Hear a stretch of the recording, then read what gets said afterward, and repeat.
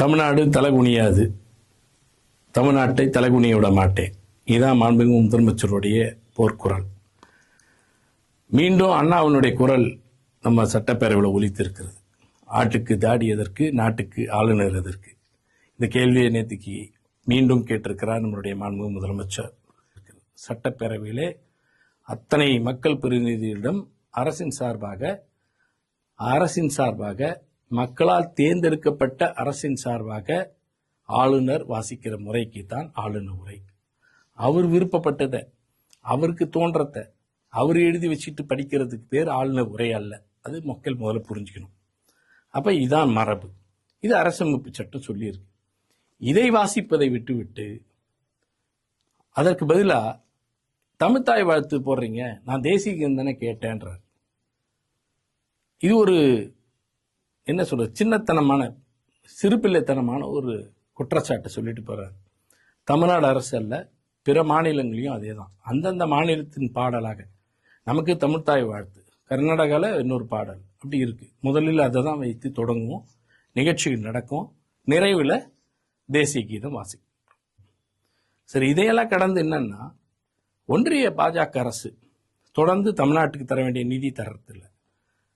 நிதி அதிகமாக நம்ம தரோம், ஆனால் நமக்கு தரல, பங்கீட்டில். அவங்க ஒத்துக்கிட்ட நிதிகள், அது மெட்ரோ ரயிலாக இருக்கட்டும், அதே போல ரயில்வே திட்டங்களுக்கு தர வேண்டிய திட்டங்கள் என்று தராமல் எல்லாவற்றிலும் முடக்கி போடுது. கல்விக்கான திட்டம், அதுக்கும் நிதி தரல.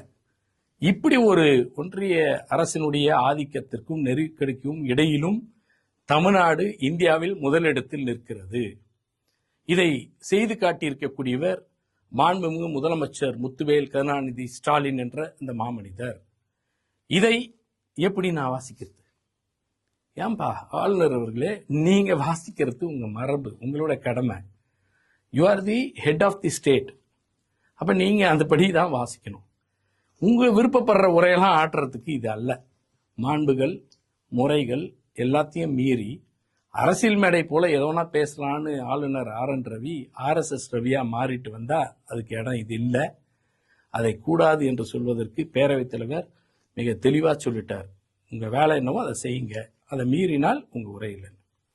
தமிழக மக்களுக்கெல்லாம் தெரியும், இது முதல் முறை இல்லை. அவர் பொறுப்பேற்றதுலேருந்து இதான் பண்ணிட்டு இருக்காரு. தகராறு பண்றதுக்குனே வராமறு வராது.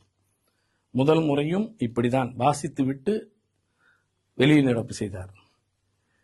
இப்ப மூணாவது முறையா வாசிக்காமையே வெளியில போறார். அதனாலதான் மாண்புமிகு முதலமைச்சர் கேட்டிருக்கிறார், இந்த நடவடிக்கையால் தமிழ்நாடு அரசினுடைய நடவடிக்கை எந்த அளவு பாதித்ததா? இல்லை. தமிழக மக்களுக்கான திட்டங்கள் நிறுத்தப்பட்டு விட்டதா? இல்லை.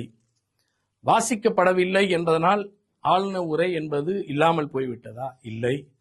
சட்டமன்றத்தில் விவாதிக்கப்படாமல் போய்விட்டதா? இல்லை. அதை அவர் ஆங்கிலத்தில் வாசிக்கக்கூடியதை தமிழாக்கம் செய்து பேரவைத் தலைவர் வாசித்துவிட்டு அதில் விவாதம் செய்யப்பட்டு பதிலுரையும் வழங்கப்படாமல் இருக்கிறதா? இல்லை. எல்லாம் செய்யப்படுகிறது. அப்புறம் எதுக்கு அந்த உரை?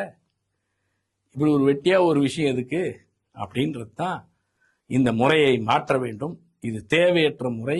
அதை இழிவுபடுத்துகிறார். மாண்பினை புரியாமல், மரபுகளை கடைபிடிக்காமல் அத்துமீறுகிற ஆளுநர் RN ரவியை உடனே திரும்ப பெறுக. அது நான் சொல்றது. ஆனா மாண்புமிகு முதலமைச்சர் என்ன சொல்றேன்னா, இனி தமிழ்நாடு அல்ல, இந்தியா முழுவதும் இருக்கக்கூடிய மாநிலத்தில் ஆளுநர் உரை என்பதை ஒரு சம்பிரதாயம் என்ற பெயரால் நடத்துவதை இனி கைவிட வேண்டும் என்று நாடாளுமன்றத்தில் அரசமைப்பு சட்டம் திருத்தத்திற்கு நாங்கள் முன்மொழிய போகிறோம் என்று சொல்லியிருக்கிறார். இந்த குரல் எங்கிருந்து வந்திருக்கிறது என்றால், மீண்டும் சொல்கிறேன், தமிழ்நாட்டிலிருந்து இந்திய துணைக்கண்டத்திற்கு வழிகாட்டுதலாக வந்திருக்கிறது.